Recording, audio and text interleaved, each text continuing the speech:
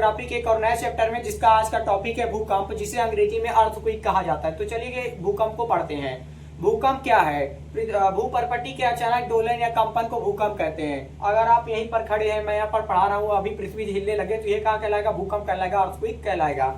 तो देखिए भूकंप क्या होता है इसके बारे में तो जान ले। भूकंप पैदा कैसे होता है इसको पहले जान लीजिए। जैसे हमारी पृथ्वी, तो आप जानते हैं हमारी पृथ्वी बहुत बड़े प्लेटों पर टिकी हुई है ना, प्लेटों पर टिकी है, और हर एक महाद्वीप जो तो अपने अपने प्लेट पर है। जब दो प्लेटें, अर्थात जब दो महाद्वीप आपस में टकरा जाते हैं, जब दो महाद्वीपों की प्लेट आपस में टकराती है तो उनका जो किनारा होता है, जैसे कि मान लीजिए ये एक प्लेट है और ये एक प्लेट है, ठीक है। अब ये दो प्लेटें जब टकराएंगी, जब यहाँ पर टकरा जाएंगी, यहाँ ना मान लीजिए दोनों प्लेटें टकरा गई, तो यहाँ पर जो ये किनारा है, इस प्लेट का जो ये किनारा है, यहाँ पर ज्यादा प्रभाव पड़ेगा और इधर कम प्रभाव पड़ेगा। तो यहाँ पर ज्यादा प्रभाव पड़ेगा, तो यहाँ पर जो है तो क्या हो जाएगा? भूकंप आ जाएगा। तो दो प्लेटें जहां पर मिलती है वहां पर भूकंप आता है। तो प्लेटों का जो किनारा होता है वो क्या होता है? विनाशी किनारा होता है, वहां पर जो तो भूकंप सुनामी वगैरह आ सकते हैं, ठीक है।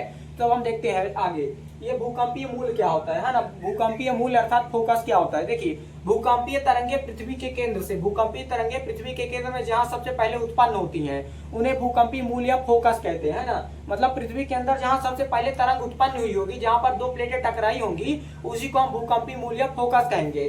अब दूसरी चीज हो जाती है ये अधिकेंद्र या एपी सेंटर क्या होता है? अधिकेंद्र या एपी सेंटर क्या होता है? भूकंपीय तरंगे जहां सबसे पहले पहुंचती हैं, मान लीजिए पृथ्वी के केंद्र में, मान लीजिए ये मेरी हथेली है, यहाँ पर भूकंप की तरंगे जो होते हैं यहाँ से उत्पन्न होगी, है ना। तो इसको क्या कहेंगे? भूकंपीय। रुकिए यहाँ पर बताता हूँ। जैसे कि मान लीजिए ये पृथ्वी है हमारी, है ना, ये पृथ्वी है हमारी, यहाँ से मान लीजिए भूकंपी तरंगे जो उत्पन्न हुई है ना, यहाँ से भूकंपी तरंगे क्या हुई? उत्पन्न हुई है। तो ये क्या कहलाएगा? ये क्या कहलाएगा? मूल कहलाएगा, मूल या फोकस कहलाएगा, है ना। भूकंप का मूल या फोकस मतलब भूकंपी केंद्र जो है यहीं पर है। भूकंप का मूल या फोकस यहाँ से उत्पन्न हो जाएगा, यहाँ से तरंगे उत्पन्न हो जाएंगी, और यह तरंगे जो होती हैं जहां सबसे पहले पहुंचेगी, मान लीजिए यहाँ पर सबसे पहले तरंगे पहुंच गई, यहाँ पर जो पहुंच गई, इसी सेंटर को हम क्या कह देंगे? अधिकेंद्र कह देंगे। क्या कह देंगे? अधिकेंद्र कह देंगे, ठीक है। इसी को हम अधिकेंद्र कह देंगे। तो भूकंपी तरंगे जहां सबसे पहले पहुंचती हैं उसे अधिकेंद्र कहते हैं, ओके। और अधिकेंद्र जो होता है यह सबसे खतरनाक स्पेस होता है, मतलब कि भूकंप वाली जगह में सबसे खतरनाक यही होता है। यहाँ पर बहुत सारी क्षति हो जाती है, यहाँ पर रहना रुकना बहुत ही मुश्किल होगा, क्योंकि यहाँ पर जो तो अगर आप यहाँ पर होते हो तो आपके मतलब धरती हिलती हुई आपको समझ में आएगी, आप धरती भी फट सकती है, कुछ भी हो सकता है। तो भूकंपीय केंद्र अधिकेंद्र जो होता है बहुत ही खतरनाक होता है। भूकंप का सबसे सक्रिय क्षेत्र क्या होता है? भूकंपीय अधिकेंद्र होता है, ओके। तो जहां से उत्पन्न हो उसको क्या कहेंगे? मूल, और जहां पर पहले गया उसको क्या कहेंगे? अधिकेंद्र कहेंगे, ओके। ये समझ में आ गया होगा। अब भूकंप के दौरान जो है तो तीन तरंगे उत्पन्न होती है। भूकंप के दौरान तीन तरंगे उत्पन्न होती है। वो कौन कौन सी है? प्राथमिक तरंगे, जिसको पी वेव भी कहा जाता है। प्राथमिक तरंगों को हम क्या कहते हैं? है ना, पी वेव भी कहते हैं। क्या कहते हैं? पी वेव कहते हैं। और दूसरी होती है द्वितीयक तरंगे, जिसको हम एस वेव कहते हैं, अंग्रेजी में सेकेंडरी कहलाती है। और ये है एल वेव। एल वेव को एल वेव भी कहा जाता है। इसकी खोज जो है एचडी लव ने किया था। किसने? एचडी लव ने किया था, अतः इसे लव वेव भी कहा जाता है। अब हम देखते हैं इनके बारे में, इनके क्वालिफिकेशन के बारे में। अब इनमें अंतर क्या है इनको भी देखते हैं। ये जो प्राथमिक तरंग होती है इसको प्राइमरी वेव भी कहा जाता है। प्राथमिक तरंग को प्राइमरी वेव भी कहा जाता है, अतः इसे पी से भी डिनोट किया जा सकता है। प्राथमिक तरंगे, इनकी गति सबसे तेज होती है और यह भूकंपी केंद्र में सबसे पहले पहुंचती है। तो यह सबसे तेज होती है। क्या होती है? सबसे तेज होती है। इनकी स्पीड जो होती है वो क्या होती है? 6 किलोमीटर प्रति सेकंड होती है। 6 किलोमीटर प्रति सेकंड की गति से कहीं पर जाती हैं। तो भूकंपीय अधिकेंद्र में सबसे पहले कौन पहुंचता है? प्राथमिक तरंगे। प्राथमिक तरंगों की गति कितनी होती है? 6 किलोमीटर प्रति सेकंड होती है। और जो प्राथमिक तरंगे होती है ये अनुदैर्घ्य होती है। अनुदैर्घ्य का अर्थ होता है यह ठोस, द्रव, गैस, अर्थात यह है ना ठोस, यह द्रव और गैस, है ना, ठोस, द्रव, गैस, यह तीनों अवस्थाओं में जो तो उत्पन्न होगी। मतलब पानी में भी उत्पन्न होगी, हवा में भी उत्पन्न होगी, और ठोस में भी प्राथमिक तरंगे उत्पन्न होंगी। तो प्राथमिक तरंगे सबसे पहली तरंगे होती है जो भूकंपी केंद्र में पहुंचती हैं, और इनकी स्पीड जो होती है 6 किलोमीटर प्रति सेकंड होती है। प्राथमिक तरंगे अनुदैर्घ्य होती है, ठोस, द्रव, गैस तीनों अवस्थाओं में जो तो यह कार्य करती हैं। और प्राथमिक तरंगे जो होती है किसी भी प्रकार की क्षति नहीं पहुंचाती है। तो इनसे किसी भी प्रकार का क्या नहीं होता, है ना, नुकसान नहीं होता है। प्राथमिक तरंगों से नुकसान नहीं होता है। क्यों? क्योंकि यह जो होता है इसकी गति इतनी तेज होती है कि अपना प्रभाव ही नहीं दिखा पाती है। मान लीजिए यहाँ पर 1 सेकंड के लिए भूकंप आ जाए, 1 सेकंड के लिए भूकंप आए लेकिन चला जाए खट से। 1 सेकंड में कुछ होगा, बादल आता है, मान लीजिए खूब तेज से वर्षा होने वाली है, इतनी बड़ी बड़ी बूंदी पड़ने लगे, पानी की जो बरसात पड़ जाए, 1 सेकंड के लिए पानी बरसे, तो क्या कुछ फर्क पड़ेगा? जमीन तक गीली नहीं हो पाएगी अच्छे से। तो ये तरंग, इसकी स्पीड ही इतनी ज्यादा है कि ये प्रभाव नहीं डाल पाती, उससे कोई भी नुकसान नहीं होता। तो प्राथमिक तरंगे नुकसान नहीं पहुंचाती है। अब होता है हमारी द्वितीयक तरंगे। द्वितीयक तरंगों को हम एस वेव भी कहते हैं, सेकेंडरी वेव भी कहा जाता है द्वितीयक तरंगों को। इनकी गति जो होती है 3 किलोमीटर प्रति सेकंड होती है। कितनी होती है? 3 किलोमीटर प्रति है ना सेकंड होती है। इनकी गति 3 किलोमीटर प्रति सेकंड होती है। और यह जो तो अनुप्रस्थ होती है, अनुप्रस्थ का अर्थ होता है यह केवल ठोस और गैस में उत्पन्न होगी। कहाँ कहाँ? यह केवल जो तो ठोस है ना प्लस गैस, यह जो तो ठोस और गैस में उत्पन्न होगी, और यह द्रव में है ना, द्रव में उत्पन्न नहीं होगी, द्रव में उत्पन्न नहीं होगी। जो द्वितीयक तरंगें होती हैं यह ठोस और गैस में उत्पन्न होगी, लेकिन द्रव में उत्पन्न नहीं होगी। अब मान लीजिए भूकंप समुद्र में आ गया, तो भूकंप समुद्र में आने वाले भूकंप को सुनामी कहते हैं। तो भूकंप समंदर में आया जब, तो उसको सुनामी बना दिया। तो सुनामी के दौरान जो है तो ये प्राथमिक तरंगें तो उत्पन्न होंगी, क्या द्वितीयक तरंग उत्पन्न होगी? नहीं उत्पन्न होगी। क्यों? क्योंकि यह द्रव में उत्पन्न नहीं होती है, अनुप्रस्थ होती है। तो पानी में जो तो द्वितीयक तरंगे जो तो उत्पन्न नहीं होंगी। अब हम देखते हैं तीसरी को। ओके, तीसरी तरंग होती है एल वेव। इसकी खोज जो तो एच डी लव ने किया था। किसने किया था? एच डी लव ने, HDLOVE लव, है ना। HD लव ने जो तो एल तरंगों की खोज HD लव ने किया था।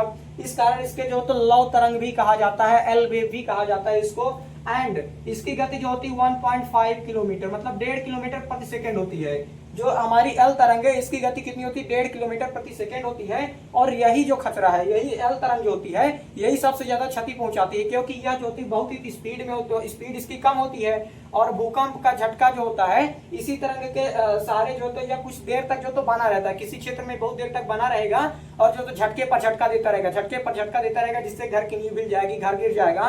तो यह बहुत देर तक रहता है। तो सबसे ज्यादा क्षति कौन पहुंचाता है? एल तरंग जो होती है यह क्षति पहुंचाती है ना, क्षति पहुंचाती है। एस तरंग जो होती है क्षति पहुंचाती है। ओके, तो अब हम देखते हैं कि भूकंपी पेटियां क्या होती है। भूकंपी पेटियां मतलब कि पृथ्वी पर कुछ भूकंपी पेटियां होती है, मतलब कुछ ऐसी जगह होती हैं जहां पर भूकंप जो तो आते ही रहते हैं, पूरी पृथ्वी में वहीं से भूकंप आते हैं। तो सबसे बड़ी भूकंपी पेटी जो होती है वो प्रशांत महासागरीय भूकंपी पेटी होती है। प्रशांत महासागरीय जो पेटी है, प्रशांत महासागरीय जो प्लेट है, यह दुनिया की सबसे बड़ी प्लेट है। प्रशांत महासागर कितना बड़ा है? तो प्रशांत महासागरीय प्लेट में पूरे दुनिया का 63% भूकंप आता है।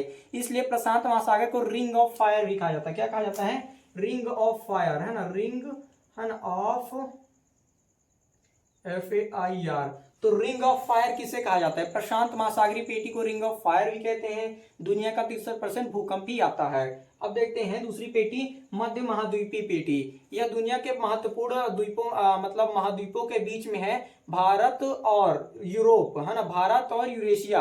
मतलब भारत की प्लेट को हम इंडियन प्लेट कहते हैं और यूरोप की प्लेट को यूरेशिया प्लेट कहते हैं। तो इंडियन प्लेट और यूरेशिया प्लेट के मध्य के जगह को हम क्या कहते हैं? मध्य महाद्वीपीय प्लेट कहते हैं, है ना। मध्य महाद्वीपीय प्लेट पूरे दुनिया का 21% भूकंप जो होता है मध्य महाद्वीपीय प्लेट से ही आता है। मध्य महाद्वीपीय प्लेट के किनारे में जो है तो पाकिस्तान, अफगानिस्तान, नेपाल, जम्मू कश्मीर यह सभी स्थित हैं, जिस कारण वहां पर भी भूकंप आते। तो नेपाल वगैरह में भूकंप का कारण क्या है? मध्य महाद्वीपीय भूकंपी पेटी। और जापान में भूकंप का कारण क्या है? प्रशांत महासागरीय भूकंपी पेटी।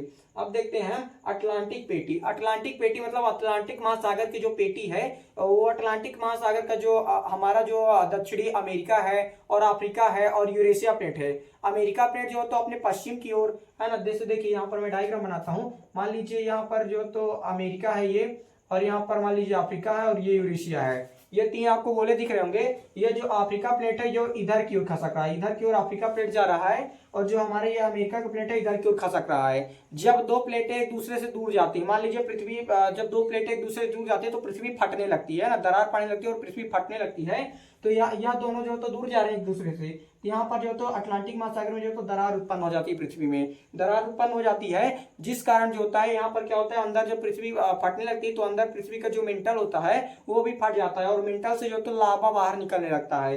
अब वो लावा जब बाहर निकलता है और ये महासागर में ये हो रहा है, तो महासागर का पानी उसको ठंडा कर देता है और वो चट्टान का रूप ले लेता है, और फिर ये दूर जाते हैं, फिर और गैप बनता है और लावा निकलता है, फिर दूर जाते हैं, फिर गैप बनता है और लावा निकलते हैं। ऐसा करते करते यहाँ पर अटलांटिक महासागर में जो है तो बहुत बड़े पहाड़ का निर्माण हो गया है। तो यह जो पहाड़ है तो समुद्र में निकलने वाले पहाड़ को, जो पानी के अंदर ही हो, समुद्र में निकलने वाले पहाड़ को कटक या रीछ कहते हैं ना। तो क्या कहते हैं भैया? समुद्र में निकलने वाले पहाड़ को क्या कहते हैं? कटक कहते हैं। क्या कहते हैं? कटक। क्या कहते हैं? कटक या है ना रीछ, कटक या रीछ कहा जाता है। समुद्र में निकलने वाले पहाड़ों को कटक या रीछ कहते हैं। सबसे बड़ा कटक या रीछ कहाँ है भैया? तो वो है अटलांटिक महासागर में। सबसे बड़ा कटक अटलांटिक महासागर में है। अटलांटिक महासागर में भूकंप आने का कारण क्या है? अवसरण। अवसरण का अर्थ होता है जब दो प्लेटें एक दूसरे से दूर जाती हैं तो उसको अवसरण कहते हैं, और जब दो प्लेटें एक दूसरे से पास आकर टकरा जाती हैं तो उसको जो तो अभिसरण कहते हैं। क्या कहते हैं? अभिसरण। ओके, है ना, अभिसरण, तो इसको कहते हैं अभिसरण और ये अवसरण, है ना। प्रशांत महासागरीय भूकंपी पेटी से जो तो बहुत सारी प्लेटें आकर टकरा जाती है तो यहाँ भूकंप का कारण क्या है? अभिसरण है। और मध्य महाद्वीपीय पेटी में भी इंडिया प्लेट और ये सब प्लेट टकरा जाते हैं तो यहाँ पर भूकंप का कारण क्या है? अभिसरण, मतलब प्लेटों का टकराना अभिसरण, और प्लेटों का दूर जाना अवसरण। दुनिया का सबसे बड़ा कटक कहाँ है भैया? अटलांटिक महासागर में है। ओके, तो ये हो गई भूकंपी पेटी, प्रशांत महासागरीय भूकंपी पेटी, मध्य महाद्वीपीय भूकंपी पेटी और अटलांटिक भूकंपी पेटी। आशा है कि आपको भूकंप के बारे में ये सारी जानकारी जो समझ में आ गई होंगी, और वीडियो भी अच्छा लग गया होगा तो आप सब्सक्राइब कर लेना मेरे चैनल को। एंड अब मिलेंगे नेक्स्ट वीडियो में, तब तक के लिए जय हिंद।